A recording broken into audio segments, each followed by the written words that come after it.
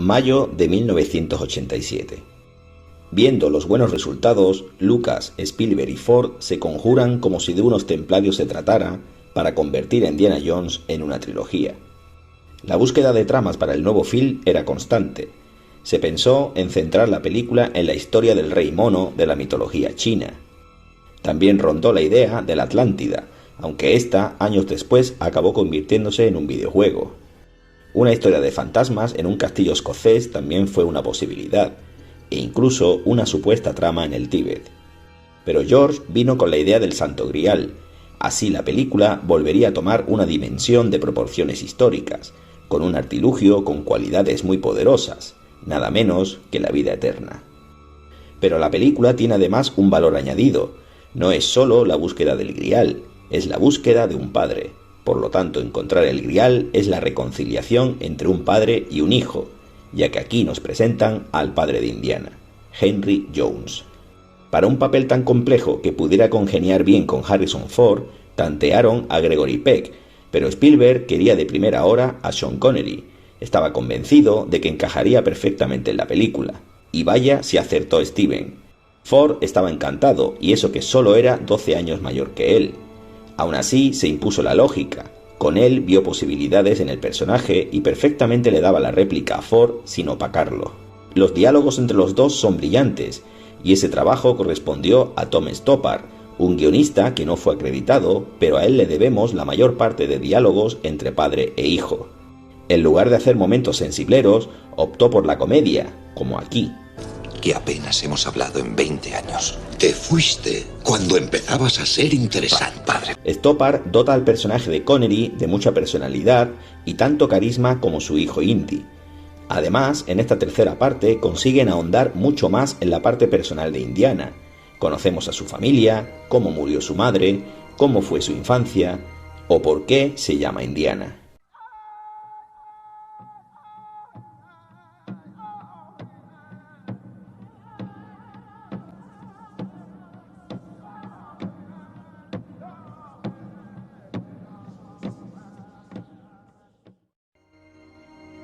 Hablemos de la escena que abre la película. 15 minutos donde nos enseñan toda la mitología del personaje. Retrocedemos a 1912, Cañón de Bryce, en Utah.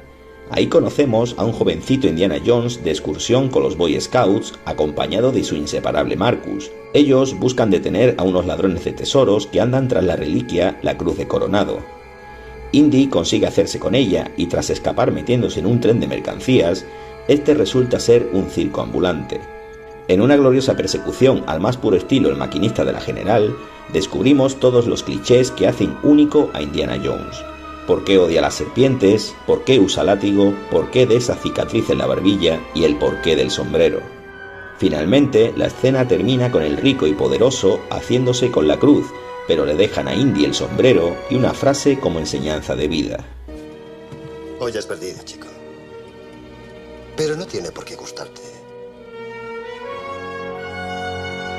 Frase que con el crescendo de la melodía de John Williams inmediatamente nos traslada al presente, 1938, para ver cómo un maduro Indiana recupera la reliquia de Coronado venciendo más de 25 años después al villano.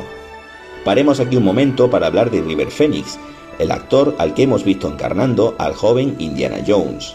Se castearon muchos jóvenes antes de dar con Phoenix, aunque como fue compañero de Harrison Ford en la película La Costa de los Mosquitos, eso le supuso el empujón definitivo para hacerse con el papel.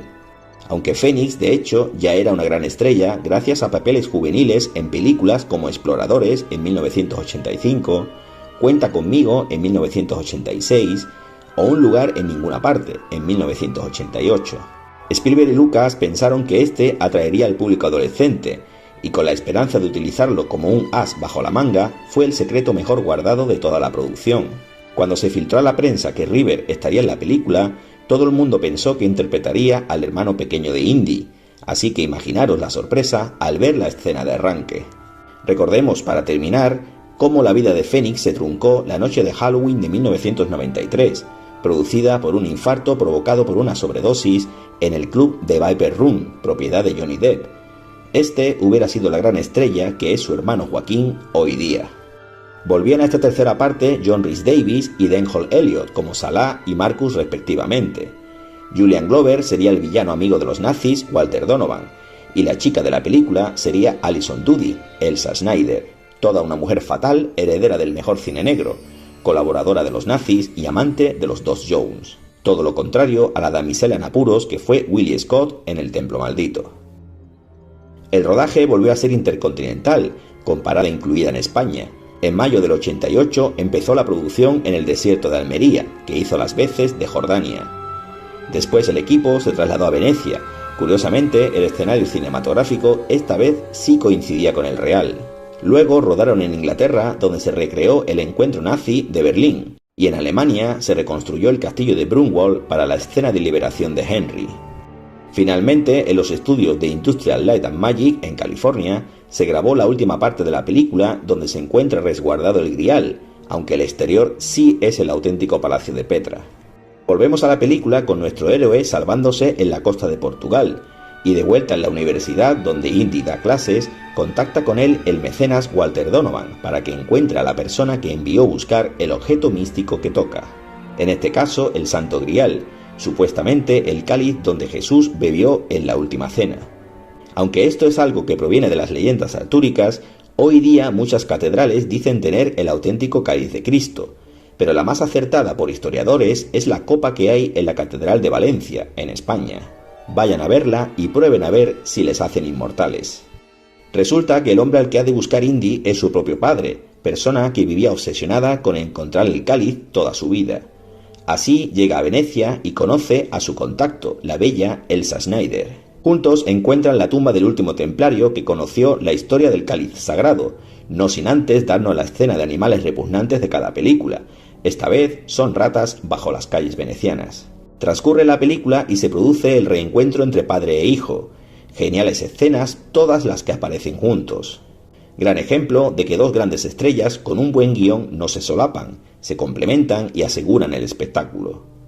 Aunque quizá la frase más memorable en el sentido de la épica en la historia, donde se demuestra que mientras Indy es un personaje más de acción, un investigador de campo, Henry Jones es más un ratón de biblioteca, y en cuanto a historia y personajes míticos, nadie sabe más que él. Sí, estoy hablando de la escena de las gaviotas, que por cierto, esa que se ve es la playa de Mosul, en la costa almeriense. Cuando dice eso de... De pronto recordé lo que dijo Carlomagno, que mis ejércitos sean las rocas y los árboles y los pájaros del cielo. Puro deleite, para ver 1000 veces.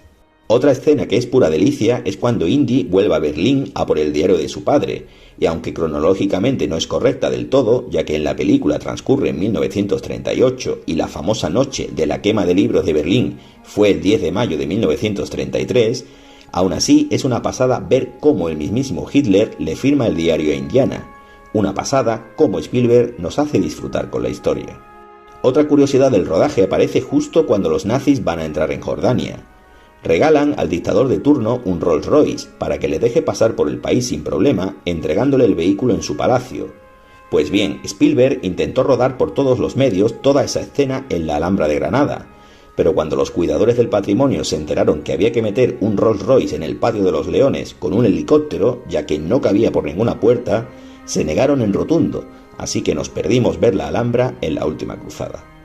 Otro detalle histórico con el que nos deleita Steven es la escena del Zeppelin, un genial transporte inventado en los años 20 por Ferdinand von Zeppelin y que fue un medio de transporte habitual hasta la tragedia de 1937 del Hindenburg.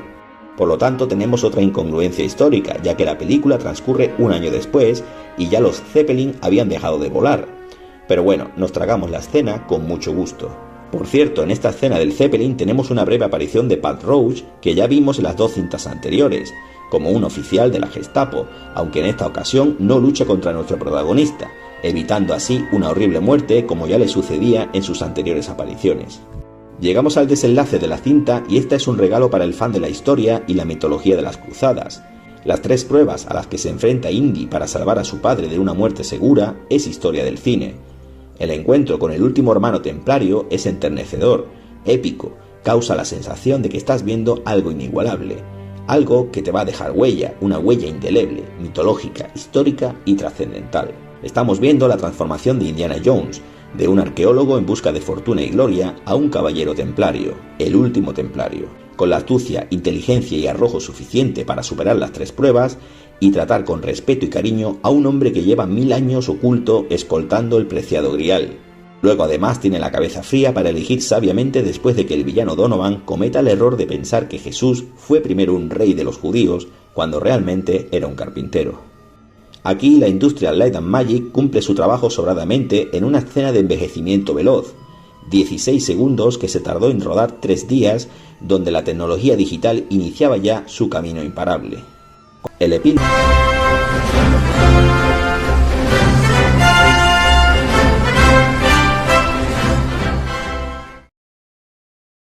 Denle al like, suscríbanse, activen la campanita para estar al día de los próximos vídeos, comenten para saber su opinión y compártanlo con sus amigos.